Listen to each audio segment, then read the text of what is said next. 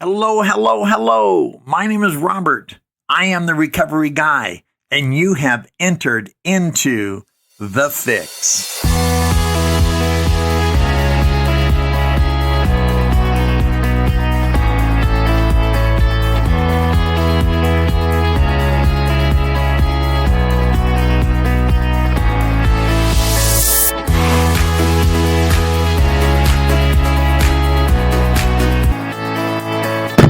All right, thank you. My name is Robert. I'm a recovered alcoholic. It's important that I tell you that I'm recovered because why they wrote the big book is to show us how they have recovered from a seemingly helpless state of mind and body. Matter of fact, as I was thinking about what I would speak on tonight, the word precisely came to mind because they wrote the big book of Alcoholics Anonymous to show precisely, not generally, not inadequately, precisely why they wrote the big book. Matter of fact, they said they hope this book is so convincing that no further authentication will be necessary. And so for the last 14,596 days, no other book has been as necessary for my personal recovery as the big book of Alcoholics Anonymous. And for that, I owe AA my life. In the room tonight, I'm not remiss at knowing that all of you people are servants, and I have found the key to long-term sobriety is service. If you work a 5-step program, all you have to do is tell God, another human being, and yourself the exact nature of your wrongs. If you work a 12-step program, you have to have acknowledged a spiritual awakening. You need to try to carry the message, and then you get to practice the principles in all your affairs. So you can't do the 12 steps of Alcoholics Anonymous without dedicating your life to service. Matter of fact, when I was about 6 months sober after my relapse, I got sober in Las Vegas back in 1986. And I came in originally in February 9th of 1986. And February 19th, I relapsed. April 19th, I relapsed. And I came back, and I was about 6 months sober. And I went to my sponsor. I knew something. Would you ever know something's missing? Something critical is missing from your sobriety. You just don't know what it is. And that's where good sponsorship really comes into play. And I went to my sponsor. I said, Jack, what am I doing wrong? He said, Robert, you're not doing anything wrong. You're just not doing enough. And mind you, back in those days, you could smoke in the rooms, and coffee, it was the best coffee I ever made. And to this day, you could go back and ask him, it's closed down. The turning point in Las Vegas is actually a flop house now. It probably was a flop house back then. I just didn't know it. But I went to Jack, and I was afraid. Do you ever get afraid that you're going to go back out and you're not ever going to come back again? That's where I was at in my particular journey. And at about 6 months sober, I went to ask Jack. I said, Jack, what am I missing? What am I not doing that I need to be doing that will make me sober for the rest of my life? And he said, Robert, service. And we went on a 12-step call that very evening, and I happened to see a person who had been sober 20 years. And in Las Vegas, it's the relapse capital of the world. There is no door number 3. You either get well or you get drunk and die. There's no in between. And we went on a 12-step call that night at 20 years. This man and his hotel room smelled like a bar. There was bottles strewn all over the place. It was like this person was never sober at all. And he stayed drunk and I stayed sober. And that's the way service has always been to me in my life. And I'm so grateful for Phil and all the men that I sponsor are involved in service, about helping other people. And you know better than anyone, that's why you're here today. That's why you're here last night. That's why you'll be here tomorrow, because you want to know how you can serve the other alcoholic who's still sick. Sometimes they're in the rooms, and sometimes we have to go out inside and find them. But if we're true to our own recovery, if we're putting God first, God will direct us in the path of the person who's still sick. It's just the way it works. And for a person like me, I don't want to spend too long on what it used to be like. I want to talk a lot about what it's like today. But a person like me who was so lost at 14 years old that alcohol seemed like a pretty good thing, right? Because most of us started to drink when we were 12, 15 years old, something like that. And because the pain is getting so increased that we need to find a way to cope with the pain and yet still live. And for me, that was alcohol. And I remember the first time I drank, it was because I could get away with it. The second time I drank was because of what it did to me the first time. It told me that a kid that came from nothing, that wasn't nothing, that was always going to be a nothing, being an almost, was really as good as it could get. And I spent the next 4 years just trying to recapture that feeling of being an almost. But every time I drank, I became less of an almost. That by the time I was 18 years old, F. Scott Fitzgerald says, first the man takes a drink, then the drink takes a drink, then the drink takes the man. And by the time I was 18 years old, alcohol had begun to remove me from the equation. Matter of fact, when I was 18 years old, January 3rd of 1972, my biggest defiance was walking into the registrar's office of my local high school and telling them I was dropping out of school. That's how we fix things. We would leave. We would destroy wherever we were at. And somehow, some way, that was supposed to make things better. And yet it didn't. But I remember walking into school and I told the registrar, I'm going to drop out today. She said, you can't drop out. I said, I can do whatever I want. I'm 18 years old. And I started out in this course to destroy my life. I went into the Air Force that summer, dropped out of the Air Force. I thought it'd be a great idea to go back to Oregon to resume this relationship with this young lady, only for that to end in disaster as well. Everything I touched ended up leaving, or I left it, and it all centered around alcohol. By the time I was 26 years old, I was on the streets of Las Vegas. By this time, alcohol had taken the man, and I had no choice but to drink. It was just a matter of how much and when I was going to drink. It wasn't a matter of if I was going to drink. You know, in the program of Alcoholics Anonymous, God could and would if he were sought. I was seeking relief. I wasn't seeking God. And the only relief I had was to drink. But the more I drank, the worse my life got. But to tell an alcoholic not to drink is like telling another person not to breathe, because breathing and alcohol were synonymous with each other. I really thought that if I stopped drinking, I was going to die. The pain would get so much, would increase so much, I would have no choice, but I would have to end my own life. And I wanted to live, I just didn't know how. Do you ever get stuck in that place? You want to live so badly, you just lost your way. We are a room full of people, 1,017 years worth, who have lost our way. But we have found our way back, and through the rooms of Alcoholics Anonymous. And I stood in front of the mirror on February 9th of 1986. Do you ever look in the mirror and you see yourself dead? Do you ever do that? I looked in the mirror and I was 32 years old and I was going to die, and there was nothing I could do about it. And even though I wasn't ready to admit I was alcoholic, the first pages, I looked for the young people, there's this book they call the Yellow Pages. And you could look in there alphabetically and find certain things. And I wasn't ready to admit I was an alcoholic, even though my father was. I looked under alcoholism, and I'd lost my job the previous night. You ever have these jobs where they expect you to show up on time, on the same day? You can't.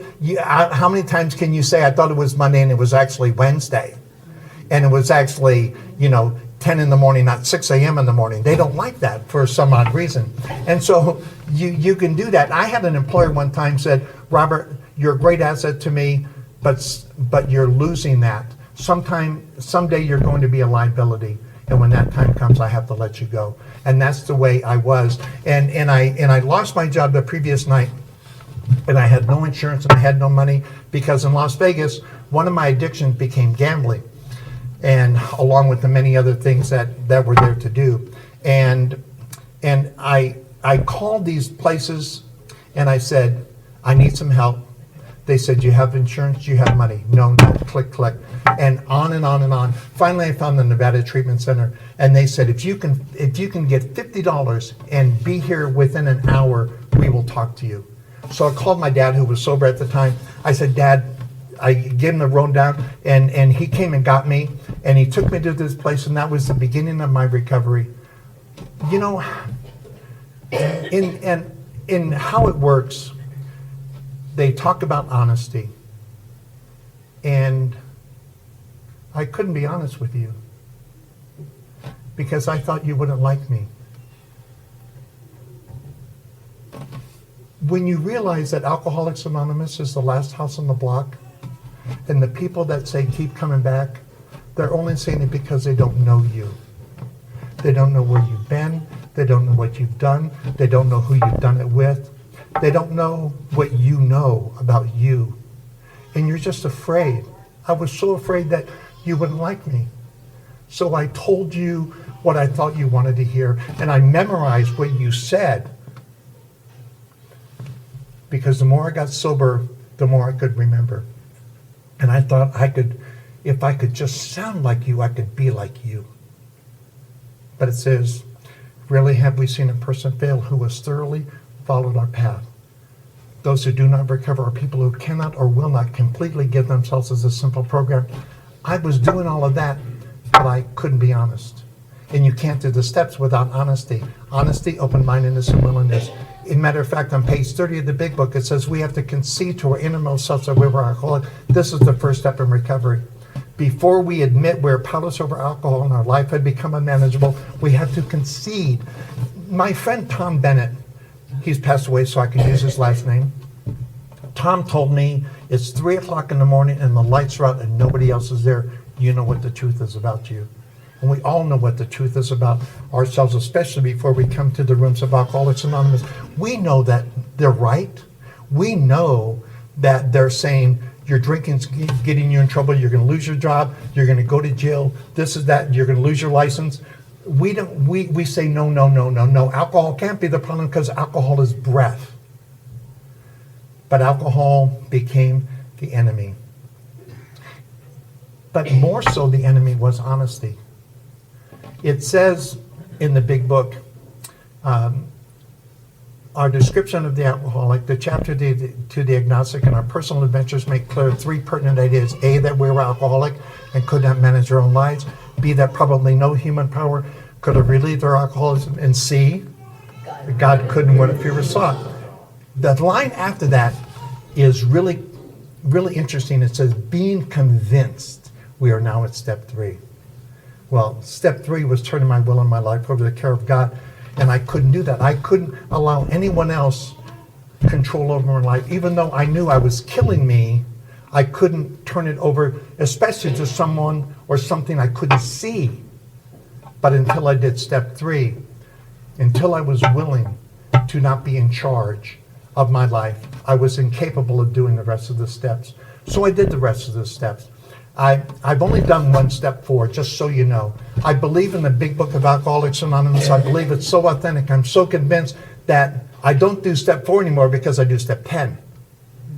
And if you read the big book of Alcoholics Anonymous, and I sound arrogant when I say this, but if you have a problem with it, see me after the meeting, and I'll take you to the place where I'm talking about.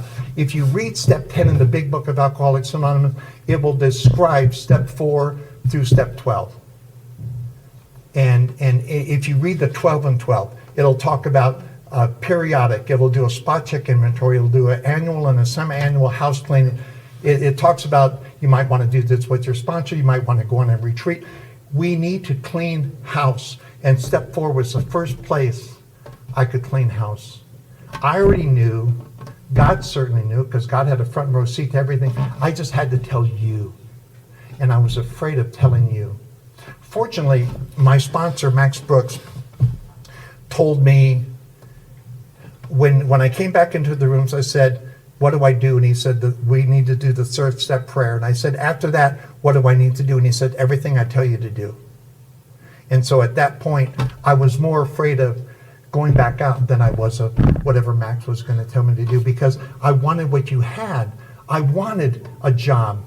I wanted a relationship. I wanted to not look over my shoulder every time the police were behind me. I wanted, not to hide my car at 3 a.m. because the loan company was going to come and repossess it. I wanted all those things, and you had them. But there's one thing that you had that I didn't have, and that was honesty. So I had to become honest. And I'll tell you what, folks, when I became honest, everything became easier. I stopped caring about what you thought. I started caring about what I did. And the more I did, the more I liked. In the beginning, it was the more I drank, the more I forgot. But the more I remembered. When I did step 4 and step 5, I was so ready for step 6 and step 7. I was so ready to have the defects of character removed. I was so ready to humbly ask God to remove the shortcomings. The difference, it was explained to me years ago. You may find this funny. I find it hilarious. But step 6, a defect of character is having a flat tire. Anyone else ever have a flat tire? Step 7 is finding out you don't have a spare. And I didn't have a spare. Nowadays, my shortcoming is I don't think I have an ego. That's entirely wrong if you know me at all. But I believe in the right things. Hopefully, my wife will tell me if I'm off. She substitutes as my higher power every now and then. Matter of fact, Laura and I will be married 37 years, the 27th of May. Yeah. And what's really neat is that Laura's my third wife. My first 2 wives, wonderful women, they were casualties of my alcoholism. I met Laura 2.5 years into recovery, and one thing we don't do. We don't leave. And as much as she wanted to leave me, or vice versa, I'd be an idiot for leaving. But we stay. We learn how to stay because we know that leaving, no good comes from leaving. The only thing we can do is stay. Matter of fact, they told me whatever, because in the beginning we're so concerned with our problems. Everybody's got a problem. Everyone's problem is bigger than the next person. And they told me that whatever set of problems you have today, in 6 months you're going to have a brand new set. So deal with the problems you have today, and in a while, everything will work its way out, and you'll begin to entertain this new set of problems. Today I don't have any problems. I have opportunities. And that's what the 12 Steps of Alcoholics Anonymous has taught me. And I want to talk a lot about steps 10, 11, and 12 tonight. My sponsor, Slow Will, happy, grateful, recovered alcoholic. And that's a funny story. When I first heard him introduce himself like that back in 1986, I thought, this room is only big enough for one ego, and that's mine. And I went to him and I said, how can you say you're happy, grateful, and recovered? And he said, if you have a little while, I'll sit down and show you in the big book of Alcoholics Anonymous how I can be those things. And you know what? He did. And as a matter of fact, one of the things that we are assigned to do, it says in the big book on page 132, it says, if newcomers could see no joy and fun in our existence, they wouldn't want it. And that's what we are obligated to do. We are to be happy, joyous, and free. And the promises on 83 and 84 talk about a lot of that, about this new life that we're given. We're going to know a new freedom and a new happiness. And even in the past, we don't regret the past nor wish to shut the door on it. But we have an obligation to the newcomer, as you entertain newcomers who come into the meetings that you attend. We have an obligation to them, because their life is falling apart. We know what it's like to drink. They don't know what it's like to be us.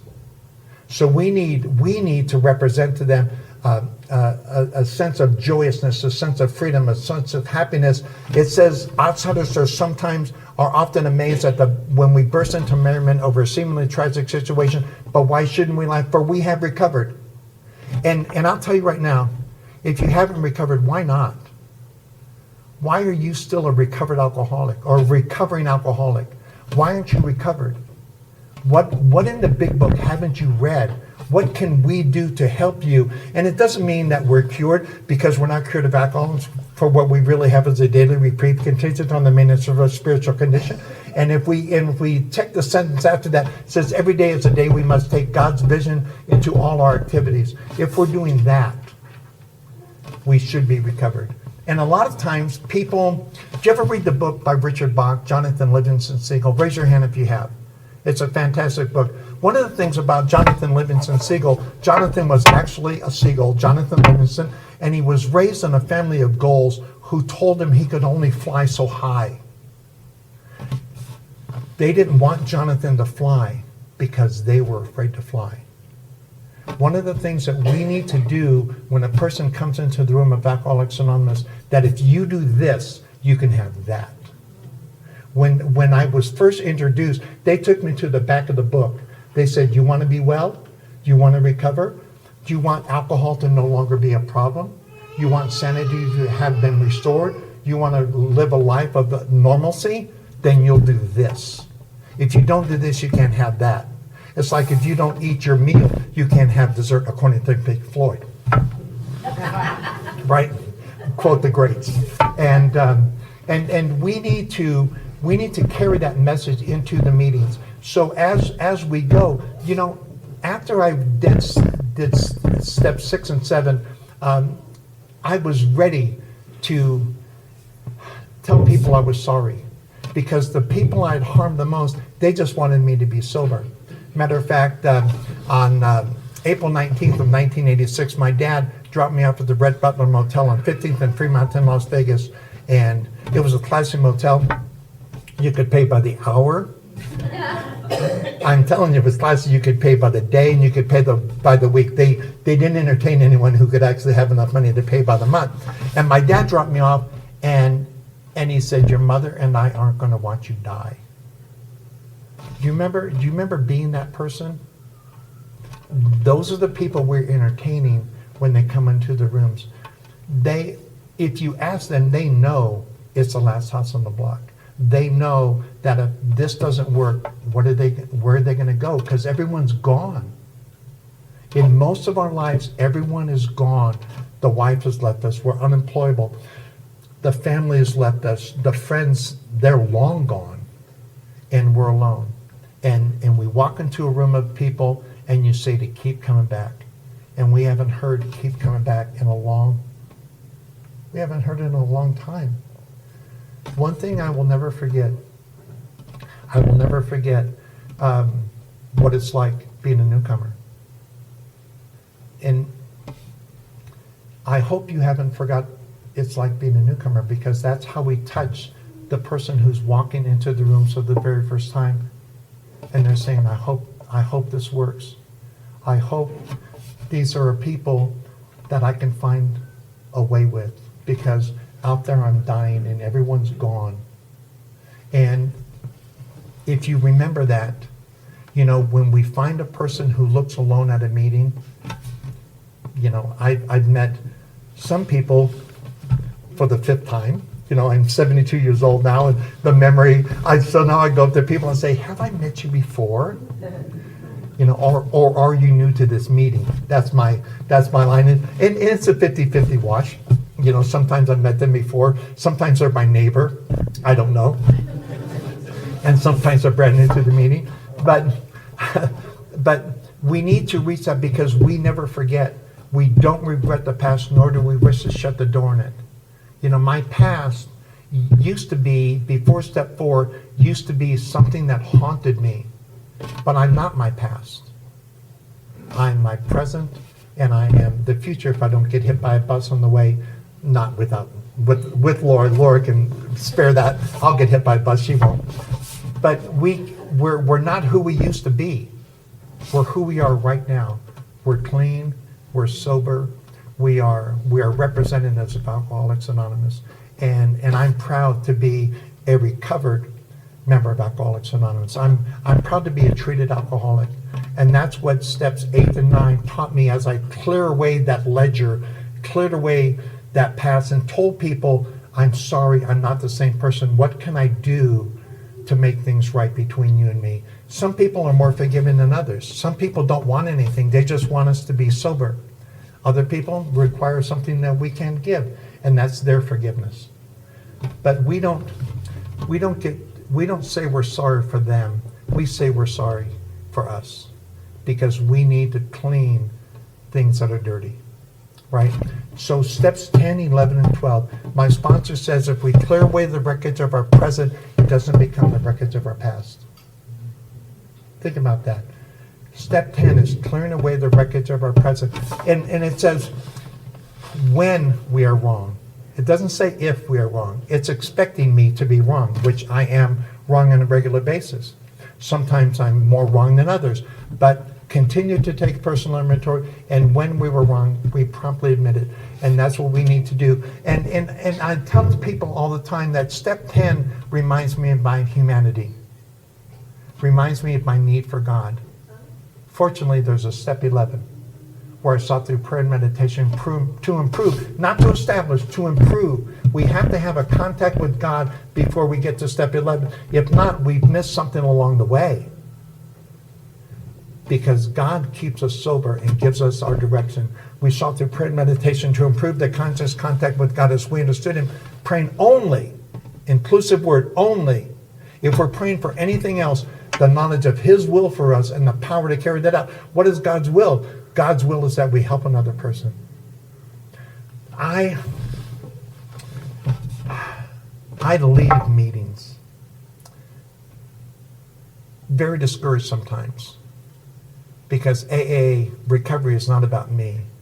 I defy anyone in this room to show me in the big book of Alcoholics Anonymous where I get well from me. It doesn't exist. If you're reading that, let me know, because I'll reread it to you. We get well for somebody else. And that's what God's vision for us is. That's why step 12, we proclaim our relationship with Him at the beginning. We try to help the other alcoholic. We can't get sober for them. As my sponsor would say, we can't do step 4 for them. A person has to be surrendered when they get to us. If they're not surrendered, as much as we don't like it, maybe you need to do more research. Maybe you're not done. You know, hopefully we've learned how to, as Bill would say, raise the bottom, that other people who haven't suffered, some people have suffered more than me, some people haven't suffered as much as me, but who cares? You know, if you have a problem with alcohol, you're in the right place. You know, if you have a seemingly hopeless state of mind and body, you're in the right place. It doesn't matter if you drank wine. And that's a great thing about page, I think it's 31 in More About Alcoholism. They talk about switching from wine to brandy, swearing on forever with or without solemn oath, that particular page. And in that, we've all tried that to one degree or another. I think there's 18 questions in there that talk about how we used to be. If you can't find yourself in that, maybe you're not alcoholic. Maybe you don't need 12 steps. Maybe you just need step 1. Maybe you just need to grow up. But if you're a real alcoholic, like many of us are in this room, we need all 12 steps. So we need to help other people. And then we need to practice the principles in all our affairs. And it's interesting, the principles of the program are the 12 steps. They're not anything that Bill's not referring to. Bill only refers to things that are there. The principles and other things, they become other things over time, but the principles of the program are the first 11 steps. Every day, I wake up and I thank God for waking me up, because not everyone did. Did you know that statistically, only 96% of the people of the 7 billion on the planet woke up, which is an involuntary muscle reaction. So I can't even take credit for waking up. I need coffee. I take credit for making good coffee. That helps me wake up. But every day I wake up and I thank God that He gave me this day. And then the first thing that comes to mind is, was I a good husband? How can I minister to my wife, who's my favorite person on the planet? How can I minister? And then my sponsees and other people that I've reached come into mind. How can I serve them? How can I? And you ask Laura, I'm on the phone by 8 o'clock in the morning talking to sponsors. Yeah, she's nodding her head. She knows. And I'm messaging people here in Utah, people in California, people in Ohio, people in Florida. I'm just saying, how can I make your day? What can I do for you to help your day to be a better day? And I'm involved in that. And many of you are. I have the advantage of being retired. Many of you are working 45, 50, 60 hours a week, and it's more difficult for you, but you have the same heart as I do. You have the same passion as I do. And if we don't live out our passion, that causes pain. And if we don't have a relief in pain of finding others, we fall away. Do you ever know someone that you don't see anymore? And you just wonder where they are? Well, hopefully they've moved. Hopefully they find another avenue to serve people. Because if we're not serving others, we will go serve ourselves. And I tell people all the time, if you're not willing to be third, you don't get to be first. So every day I wake up and I'm third automatically. God is first. Others is second, and I am third. And something miraculous, it's a law of the universe that when I admit my relegation to third, I get to be first. It's just funny how, does anyone else feel first? I feel first all the time, but I'm willing to be third. So I do step 10, and that removes the problem of alcohol. Alcohol is no longer a problem. I didn't even swear off, right? That's what the big book says. And after that, I see through prayer. And prayer and meditation is a funny thing. I love to pray, but I learn more when I meditate. I always learn more when I listen, because God knows what I'm going to say anyway. And so one of my greatest opportunities is, you'll love this, mowing my lawn. I love to mow my lawn, because that's when God speaks to me the most. Nobody else is coming over to help me. No one says, hey, you're mowing your lawn today. Let me come and give you a hand here. And it's just God and me. And God speaks to me. I'm so much better after I spend time with God. And I think we all are. But we're so much better when God directs us to another human being. When we have shown other people and talked to other people how they can get what we have. Remember being a newcomer, walking into the room and saying, I want to be that guy, I want to be that girl, I want to have what they have, I want to have what she has. Well, we have to be willing to do what they've done. But we have to be willing to admit that we're alcoholic. We have to be willing to admit we're powerless of our alcohol, that our life had become unmanageable. We have to admit that only a crazy person, an insane person, would conduct their life such as we've conducted our life and say everything's okay. If we're not okay with that, why are we in charge? We have to turn our will and our life over to the care of God as we understood it. And by the way, Father Martin says this, and I really appreciate it. And if you don't know who Father Martin is, just go on YouTube, and Chalk Talk is the greatest teaching he's done, in my opinion. Father Martin says, it can't be a coffee cup or a doorknob. So when you heard that in a meeting, reject it. You know why? Because you have a coffee cup and a doorknob at home. Only here can I meet you. Can I say hi to Mike? Can I say hi to Phil? Can I say hi to Scott, Denise, Brian, Rob, Dylan? It's the only place I can find you is here. I can't find you at home. If my higher power is a coffee cup or a doorknob, I don't need you. But what I found is I need you just as you need me. You know, we don't stay sober for the newcomer. We stay sober for the life that's given us. We only try to help the newcomer. And that's one thing that I needed to understand. I used to want just as I wanted you to forgive me in step 9, I wanted you to say I was a good guy now. I wanted everyone who heard the message of recovery to accept the message of recovery. But it doesn't work that way. And I had to learn from my sponsor that the word try. Just like in step 3, it says, I became willing to turn my will and my life over to the care of God. It doesn't mean I have, but I'm willing.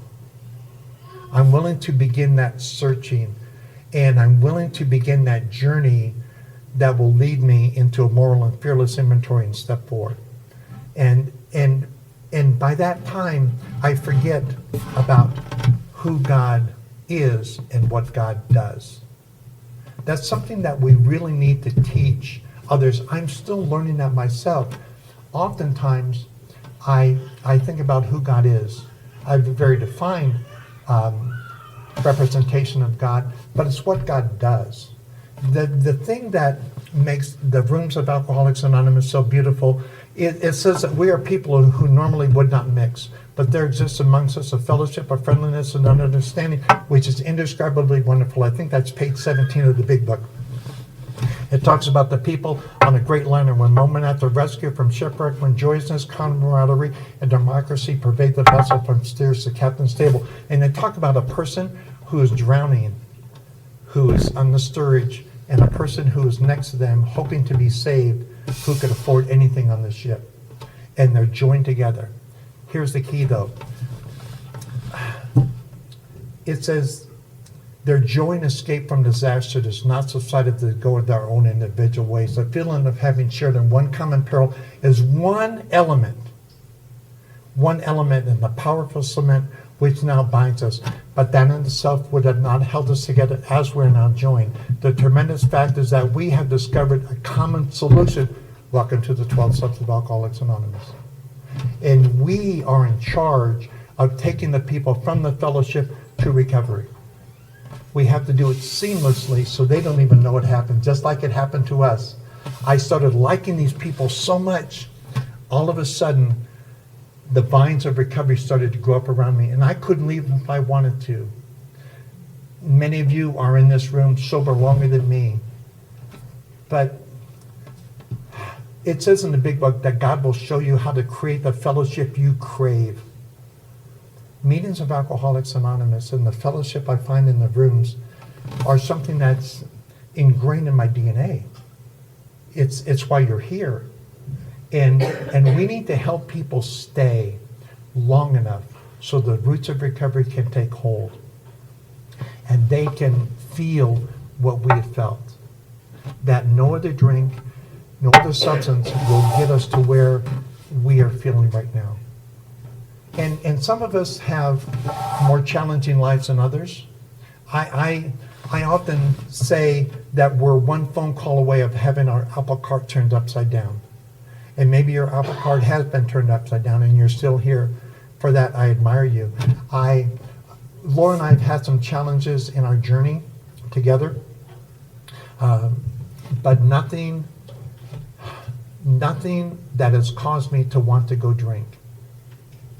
I have been recovered from a seemingly hopeless state of mind and body. And our obligation is to show others how we have recovered. I'm going to read you the passage, and I'm going to close on this, on page 17 of the big book. It is, without a doubt, my favorite page, and many of you have heard it before. This is page 17, chapter 2, There is a Solution. We of Alcoholics Anonymous know of thousands of men and women who are just once as hopeless as Bill. Anyone feel hopeless? Yeah. Nearly all have recovered. You know that word recovered in one form or another is used 117 times in the big book of Alcoholics Anonymous? Recovered, recovering, recovery is used 117 times. And you know, I said I was going to stop, but I promise I will eventually.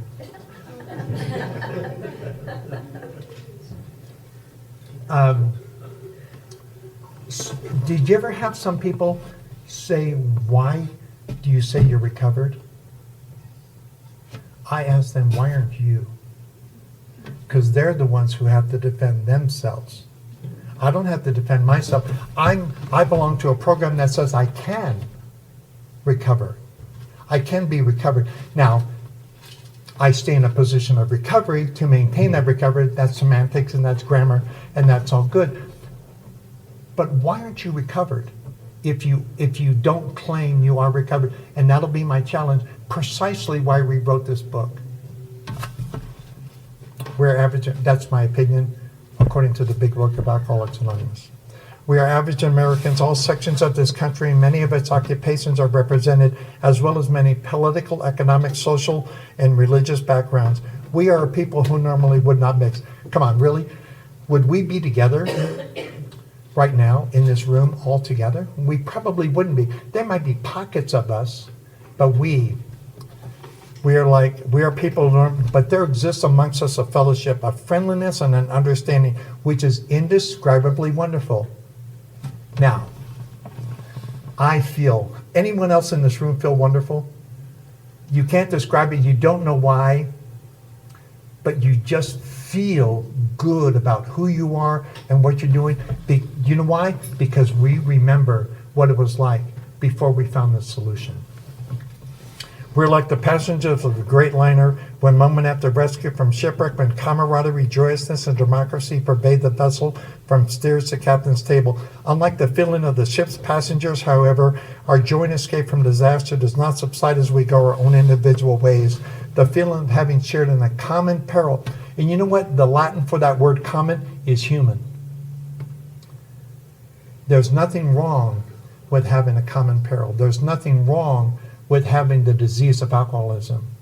It's a phenomenon of craving. It doesn't happen in a normal person, but it happens in us.